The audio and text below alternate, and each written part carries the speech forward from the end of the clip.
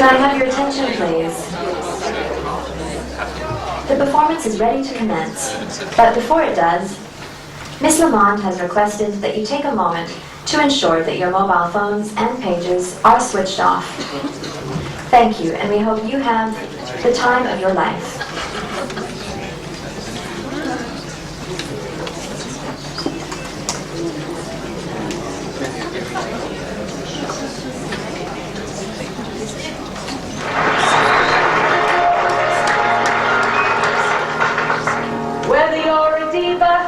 Or just happen to be a singer, a prima ballerina, or a good old fucking winger. Whether you play Romeo or minor Capulet, whether you play Cyrano or hickory smoked Hamlet, there is a common need we share, 'cause we couldn't be seen if they weren't there. Footlights, rows and rows of colored footlights. No one knows the way that footlights can get a tired gypsy's toes a-tapping. You think that's easy? Footlights, stacks and stacks and stacks of footlights. Oh, I'm in heaven when those footlights all shine bright on me. Footlights, red and blue and gold. Footlights, I just love the whole footlights. Even fireworks are dull and dreary. Hey, I'm talking about footlights. On one-ways lined with flashing footlights. So I feel smashing when those footlights all shine bright on me. Forget about your torchlight or spotlight or any of those. Forget about your churchlight or searchlight or foglight or spotlight. For me, I guess that everyone knows. Footlights, lots and lots and lots of footlights. 100,000 watts of footlights can make a simple sequin dazzle, dazzle. God, I love footlights. I will always yearn for footlights. Woman to have her own Tonight Show in the world.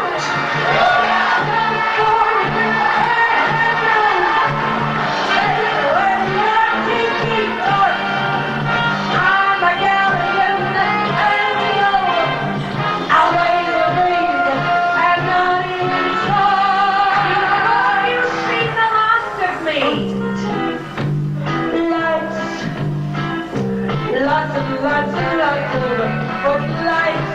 100,000 watts of footlights. To make a simple dazzle, dazzle.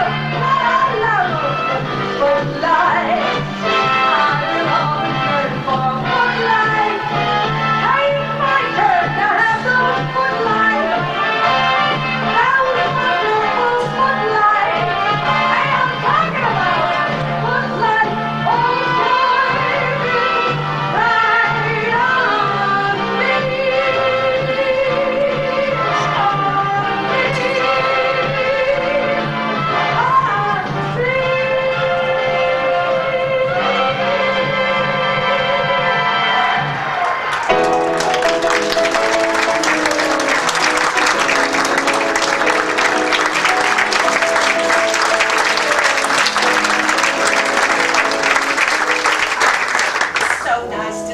I just now got back.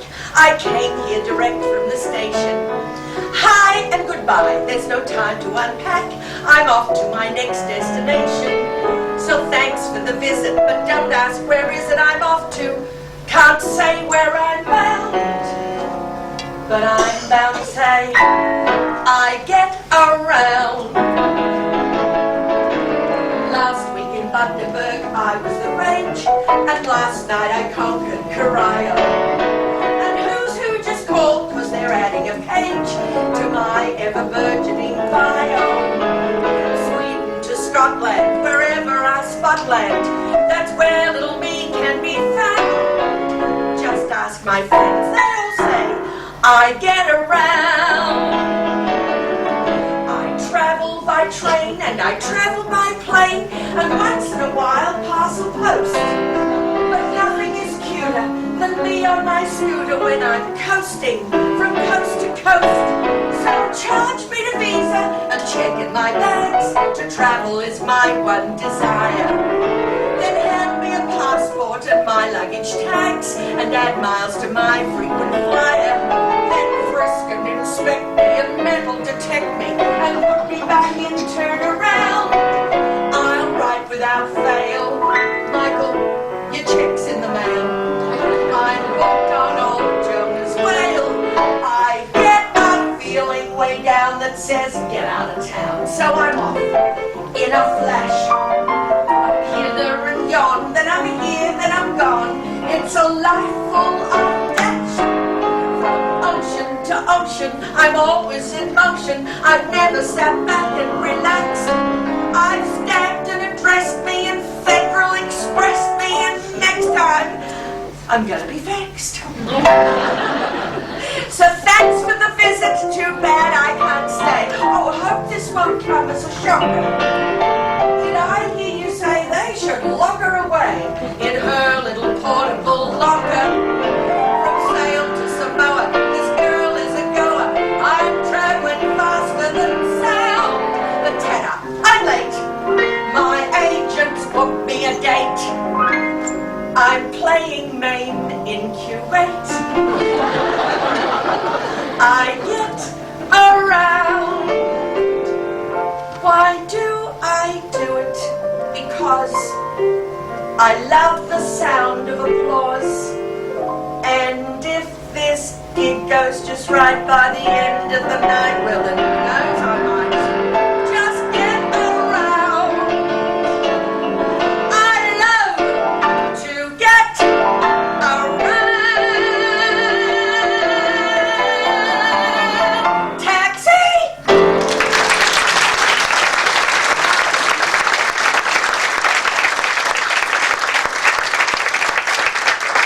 Never a cab around when you need one. Oh well, maybe this is the universe's way of saying I should hang up my pashmina and sit down for a while.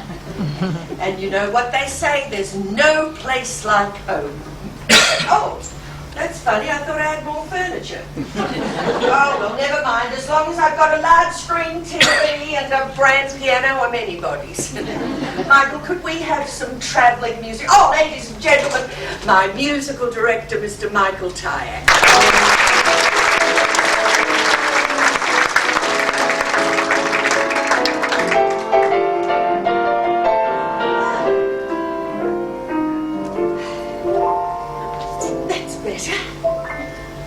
How lovely of you all to join me in this, my 500th year in show business. Now, I've been dragging my bags around for so long, sometimes I wonder where it all began.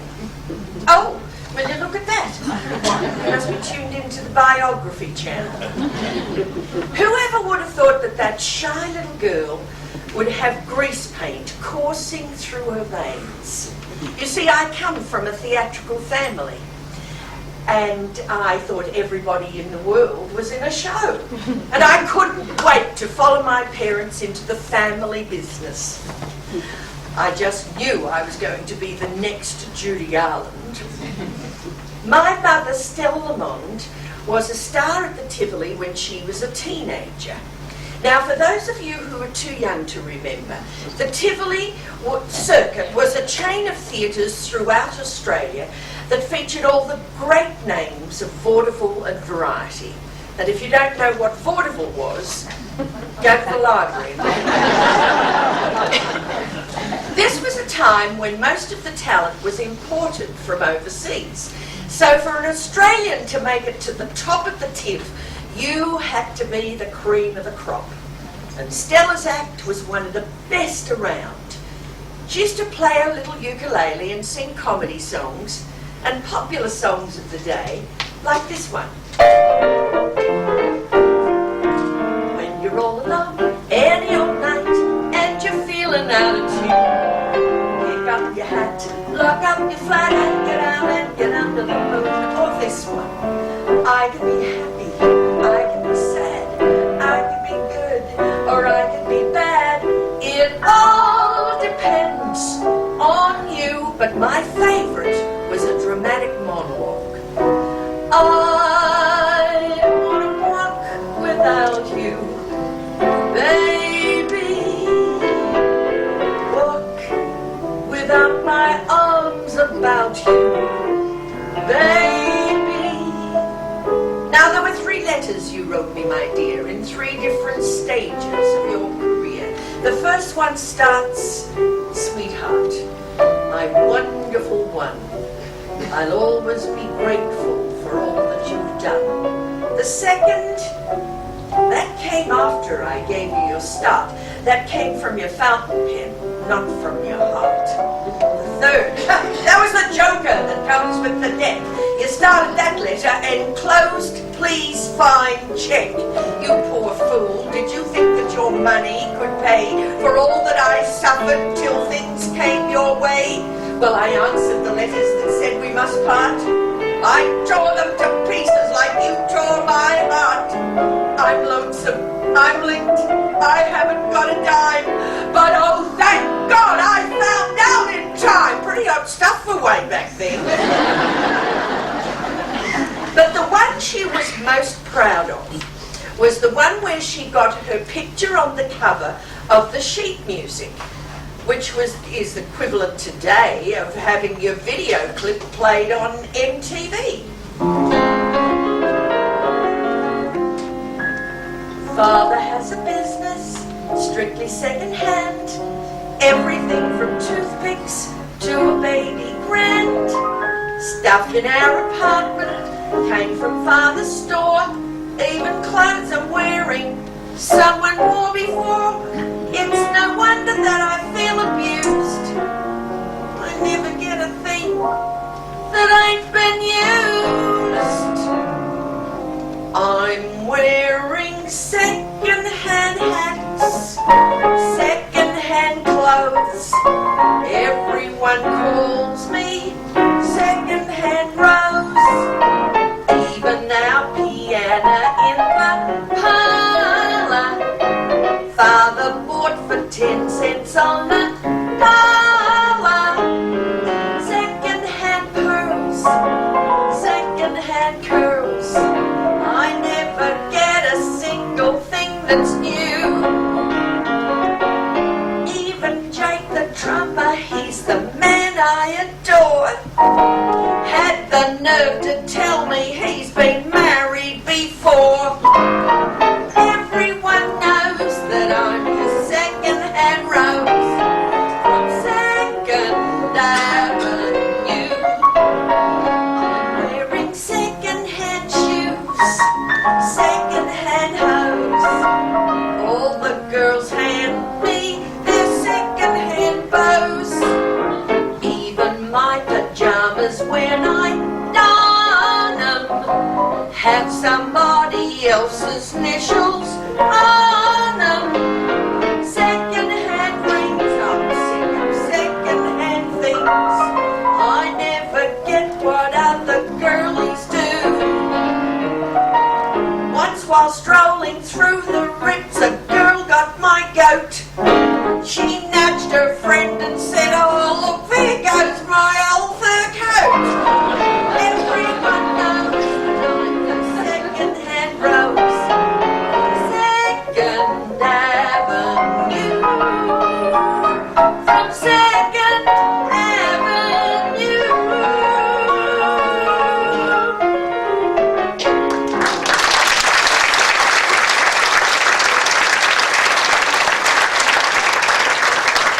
Stella was also in great demand as a straight woman. Not like today, when there's a huge demand for straight men. A straight woman would feed the straight line to the comic so that he could answer with the punchline. And Stella's comedy timing was among the best in the business. So it's really not surprising that she married a comedian or two. Let's take them one at a time. My father, Joe Lamond, was also a star of the Tivoli.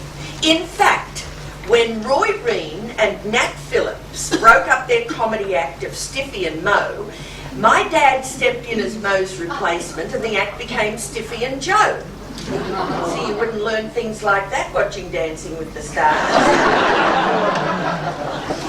He was a baggy pants comic and he was also a very popular panto dame. And if you don't know what panto is, go to the library.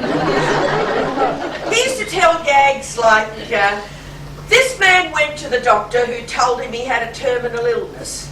And the man said, well, I'm going to need a second opinion. The doctor said, all right, you're ugly as well. Or, these two cannibals were eating a clown. One cannibal turned to the other and said, does this taste funny to you?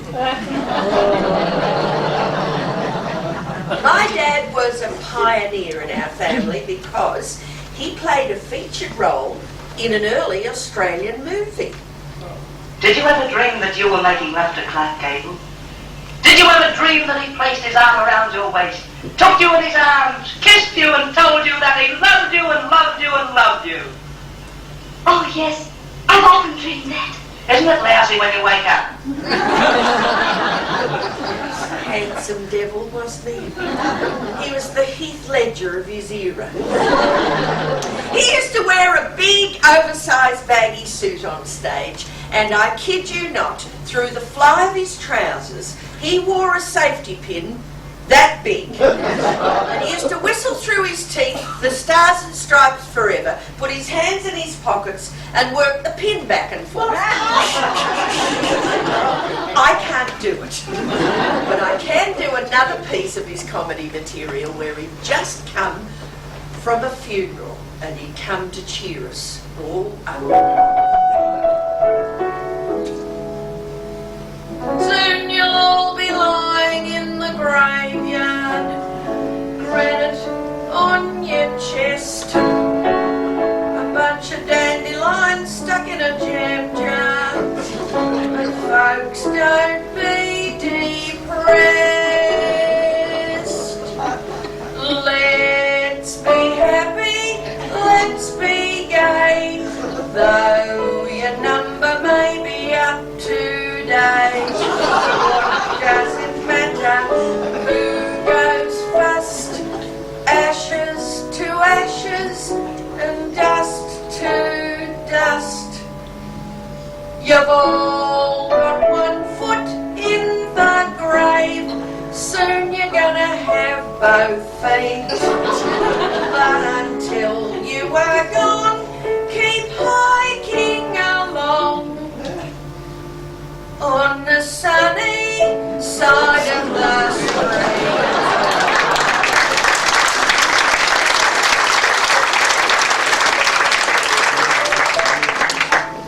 I've just come from a lovely funeral. It was a double header. Auntie Aggie and Uncle Clary. Oh, they led a cat and dog life. When we buried them this morning, it was the first time they'd been out together in 40 years. Uncle Clary went first. His was a particularly sad demise. He was out on a fishing trip and he fell overboard and drowned. When we hauled him up, he was covered in prawns. We wired Auntie Aggie as to what we should do. She wired back, sell prawns, send money, reset bait.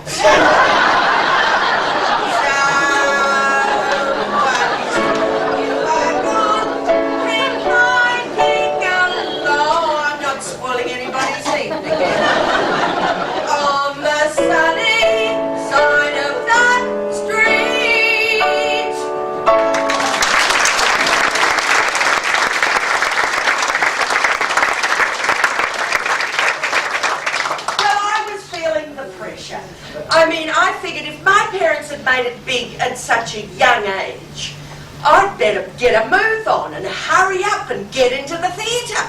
So I did, as an usherette.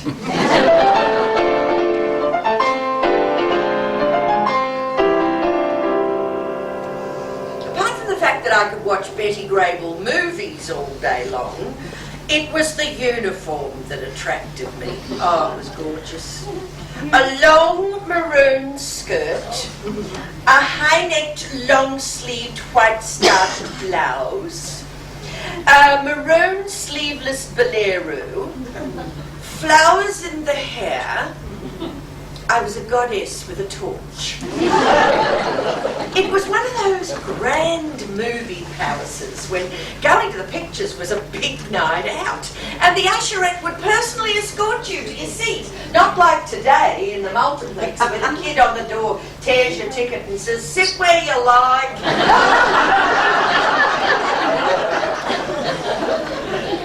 I started on a Saturday night and they put me on the front stalls. At 7:30, the doors opened and the first patrons walked down the aisle. Now, being an actress, I acted the part of an usherette. Good evening, could I see your ticket, please? Thank you. Follow me, please. Now, all the lights were on, but I shone my torch anyway. Leave 4 and take the next 2. Thank you. Enjoy the show.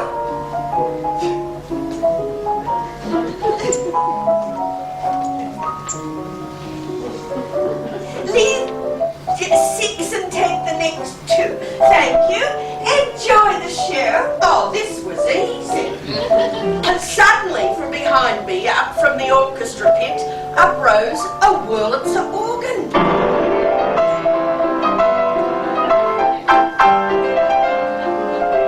Classy. 7:45.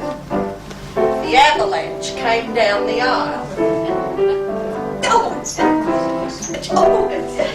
People are pushing past me and I'm forgetting to say thank you, enjoy the show, losing my smile. 5 to 8, the joint went crazy. I saw something for the first time I hadn't noticed before. The rows, instead of going A, B, C, D, etc., went double A, double B, double C, double D, and then A, B, so almost everyone was in the wrong section. So, between the moving tone news, all during the moving tone news, the Pete's specialty, the Tom and Jerry cartoon, and the preview of coming attractions, I'm in the rows going, excuse me, can I see your ticket? I'm sorry, you're going to have to move, you're in the wrong seat. This body, bobbing up and down like a screaming dog. Would you believe they didn't fire me? And after 2 years, I got quite good at the job.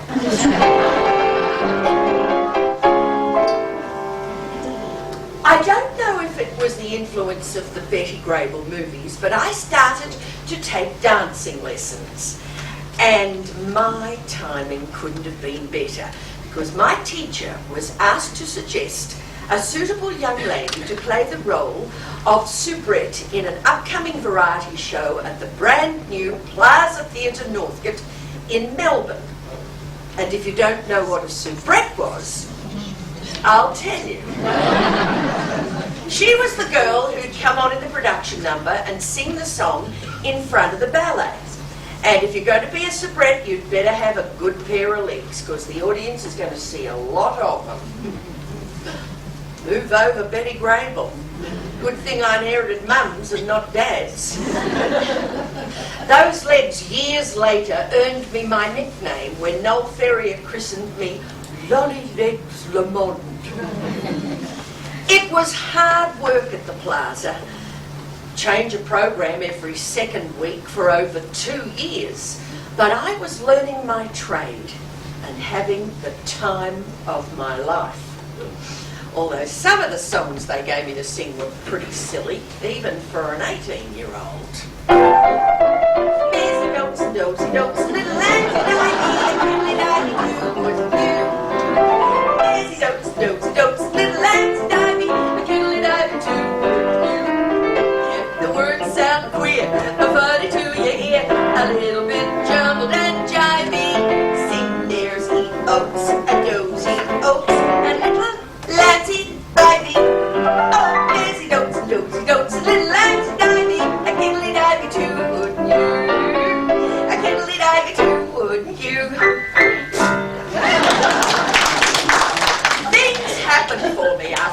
left the Plaza, a national tour with the great Gladys Moncrief, and then the culmination of a dream, the Tivoli, where I got more of an education than I ever could have from a performing arts academy.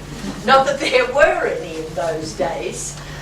And every step of the way I was working with the great comedians of the era. First, an Australian legend and a genuinely funny man, George Wallace. But I really come from the country. I've been down here about 3 weeks. Oh, that's satisfied. I should be home looking after Stanley. Stanley? Who's Stanley, your brother? No, it's our bull. I look after him. His watch. All right, don't be about your bull. Thanks very much. Ladies and gentlemen. He's a Jersey. Who's a Jersey? All right, forget it. Ladies and gentlemen. Fine. Who's fine? Well, he's not 5. He won't be 5 until October. But if anybody asks us how old he is, we say he's 5, because what's a couple of months in the life of a bull? And then my Plaza Northcote buddy and future television colleague, Buster Fidesz. Good morning, son. Is your father at home? Tyack, the vacuum cleaner company. Our vacuum cleaners. That's right. Goodbye. No, you can't get rid of me that easily, son. Oh, these strong women are going to get retired. Poor little thing, you're worn out, aren't you? Well, the house husband does sort of wear one down. I mean, the uncomfortable one's got to do. Look at your little hand, it's all wrinkled. That's my rubber glove. And the great British comic and the man who chose me to be his leading lady at the Tivoli, Tommy Trinder. Champagne jolly is my name. Champagne drinking is my game. There's no drink as good as fizz, fizz, fizz. I'll drink every drop there is, fizz, fizz. All round town it is the same. I hop, hop, hop, I entertain. I'm the idol of the barmaids, and champagne jolly is my name.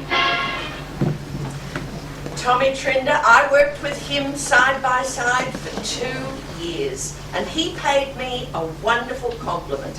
He said I had the best comedy timing of anybody he'd ever worked with. Thanks again, Mum.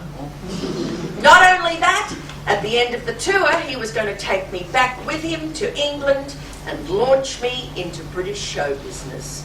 Oh, now all my dreams were coming true. But life can get lonely on the road, and there was a young man in the chorus who caught my eye. A young man by the name of Frank Sheldon. The moment he caught my eye, I knew he was just my style. Blue eyes, curly hair, seems he dances on air, but I dream of him all the while. But he doesn't know I exist, no matter how I may persist. I wish that he knew he's my dream come true. But he's up in dressing room number 17 on the 2nd floor, and I'm inside dressing room number 2. But somehow we managed to meet in the middle. And now I'm faced with an impossible choice. Go to England and leave the boy behind, or stay with the boy and postpone my dreams of stardom.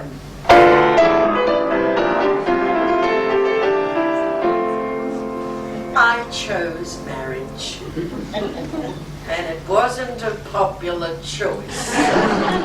Not only was Trinder furious with me, but my parents were enraged that I was throwing away my whole career on a common chorus boy. So, to prove them wrong, Frank and I put together a double act. From now on, we were a team. There was method in my madness. I'd seen show business marriages break up when couples were separated by work. It had already happened to Stella and Joe, and now she was married to another comic named Max Reddy. I even had a new baby half-sister named Helen.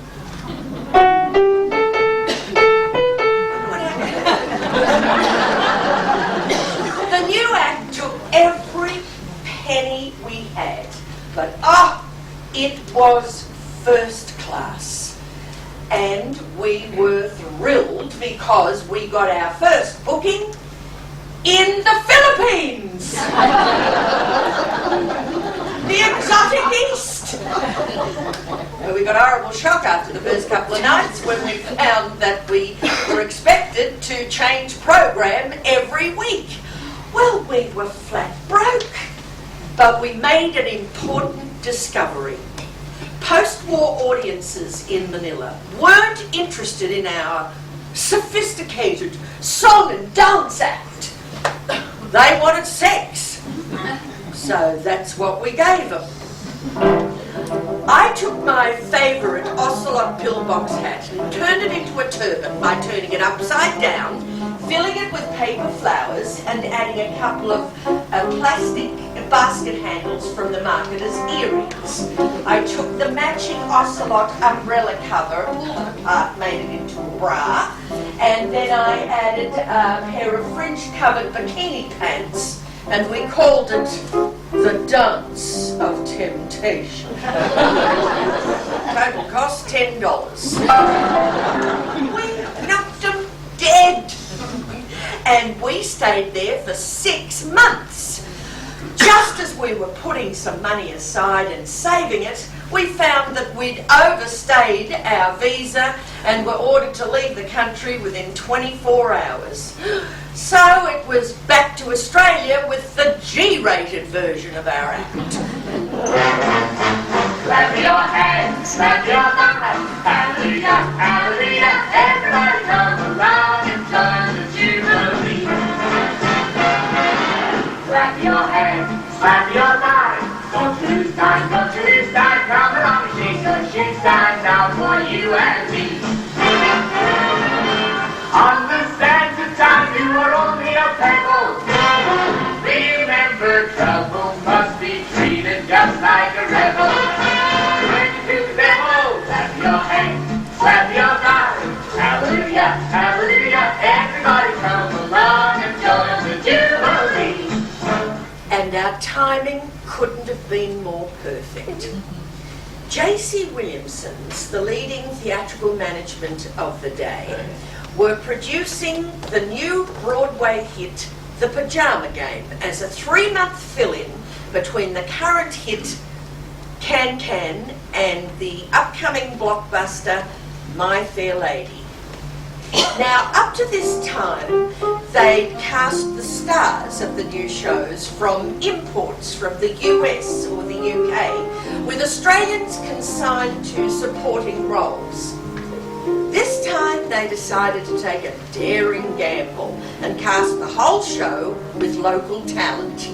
I was offered the leading role of Babe Williams. Frank was given the now legendary Steam Heat number, which made him one of the first dancers in Australia to do Bob Fosse choreography. And the supporting character role of the middle-aged secretary Mabel was given to up-and-coming 19-year-old Jill Perryman. The icing on the cake, I got my name on the cover of the sheet music of the show's hit song.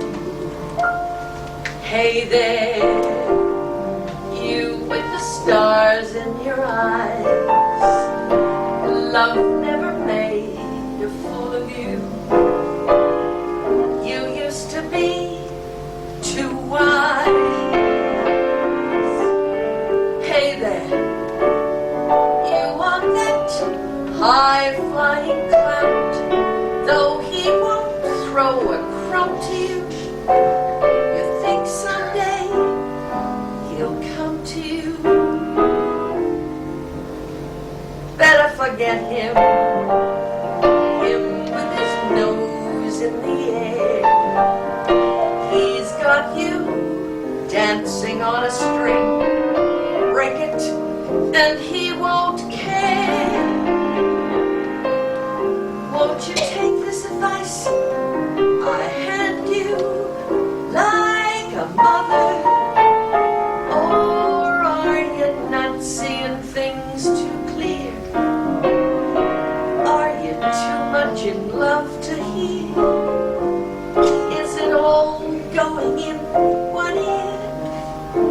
and out the other. The most wonderful thing happened. The public discovered us, and our little 12-week fill-in with a cast of unknowns went on to play for a triumphant 2.5 years, paving the way for future Australian musical theatre stars. Better forget him with his nose in the air. He's got you dancing on a string, break it, and he won't care. Won't you take this advice I hand you like a mother? Or are you not seeing things too clear? Are you just too far gone to hear? Is it all going in one ear and out the other?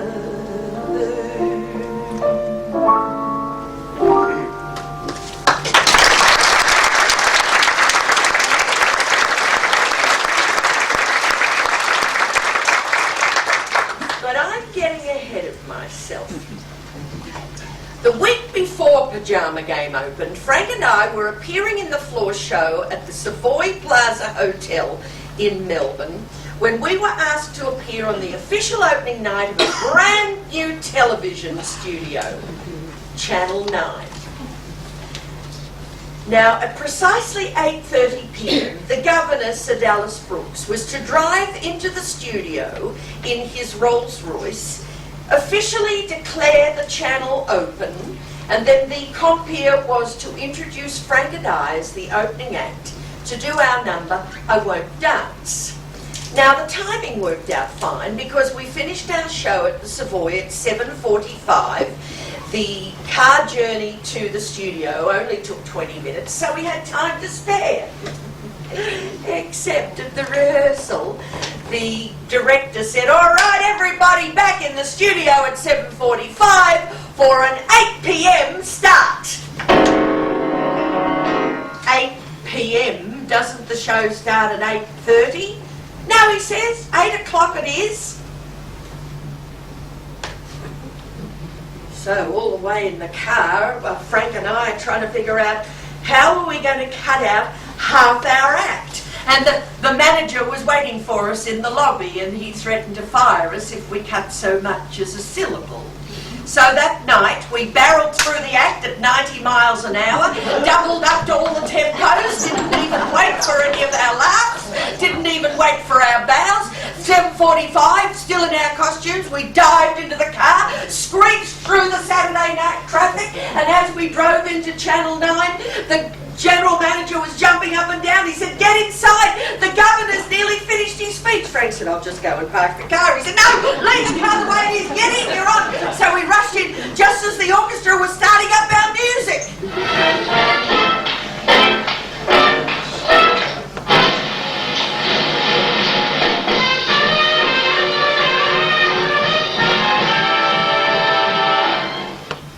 And then Frank went and parked the car and turned the headlights off.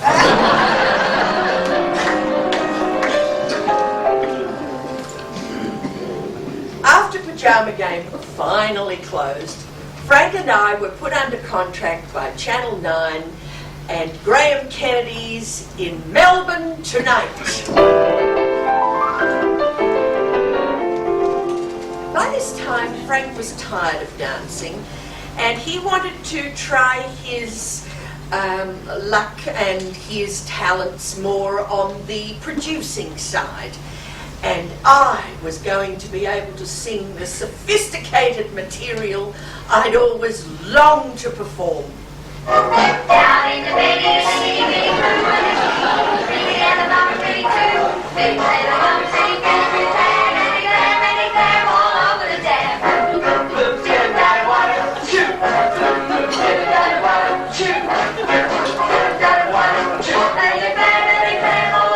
dam. Don't say the mummy fish or you'll get lost. But the three little fishes didn't want to be boss. So the three little fish fishes went up in the street and they swim right up to me.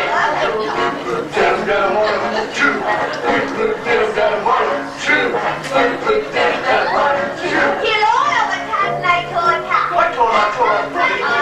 He looked at the well, and quick as they could, they turned on their tail, and back to the pool in the meadow they swam, and they swam back over the dam.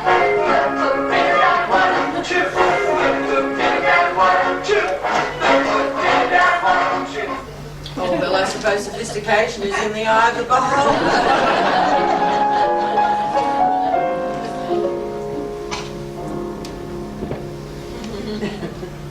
I've got a feeling I've left something out. Between the Tivoli and the pajama game, I'm sure I was involved in another production.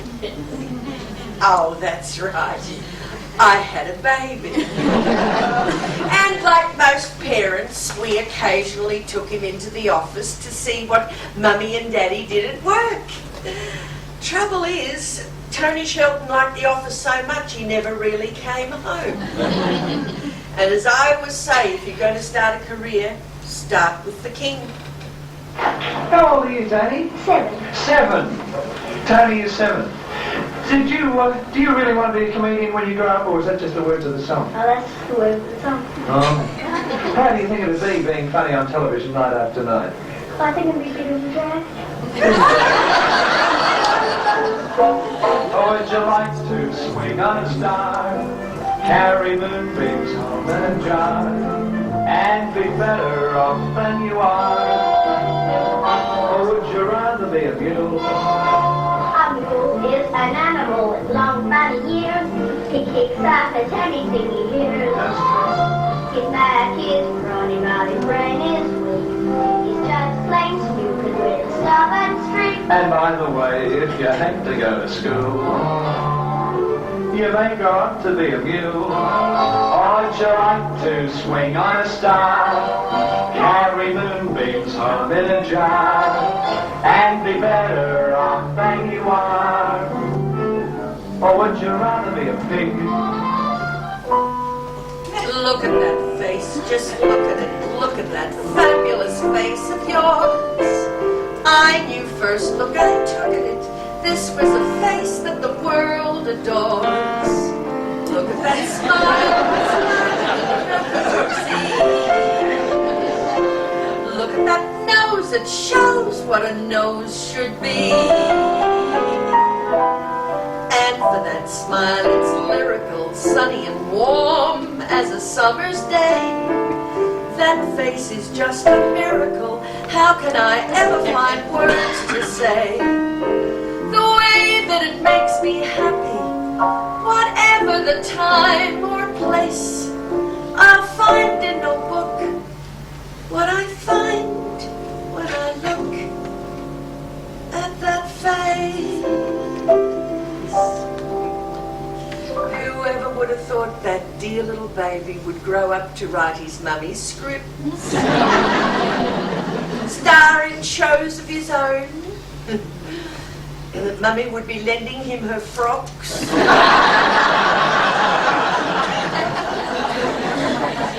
Now you'd think, wouldn't you, that having success in the theatre and television and a handsome and talented husband and child would be enough, wouldn't you? But the prevailing attitude in Australia in those days was that unless you'd performed overseas, you couldn't be all that good. Nothing much has changed, has it? So we kept a long-standing appointment, and finally we set sail for London.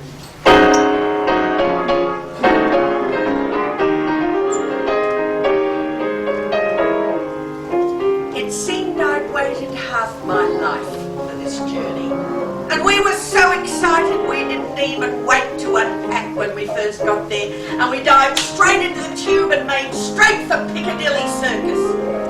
And there it was, just as I'd always imagined it. London, Trafalgar Square, Shaftesbury Avenue, the West End.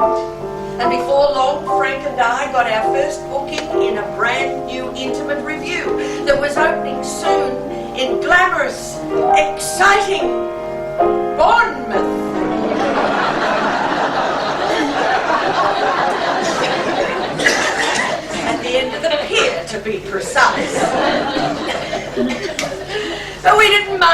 much. At least we got to rehearse in Whitechapel, home of the Jack the Ripper murders. But the critics proclaimed us a hit. And we sometimes would see a famous face in the audience. Elmer Cogan, Dora Bryan, Shirley Bassey. But sometimes our sophisticated material was going over the heads of some of the holiday makers that had come down to studio.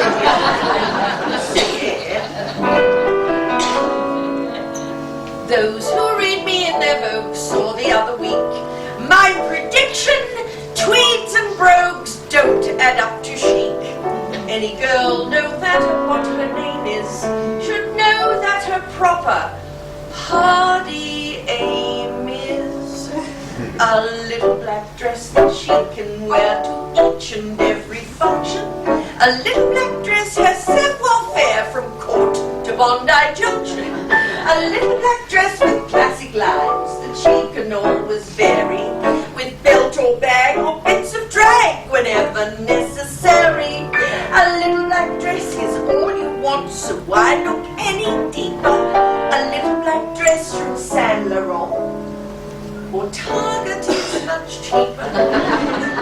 For a coffee date or to dine in state, if you want to be a success, at belt or bag or bits of drag or shoes and hat or a lace cravat, to your basic little black dress. For though you think your wardrobe is a veritable treasure trove, it's time to give the Daily Help that ghastly beaded mauve. Oh, a little black dress will give you style at home or cocktail party. A little black dress is versatile for if you're feeling hearty. A little black dress with shooting stick looks splendid on the course. And with a veil, it cannot fail to brighten a divorce.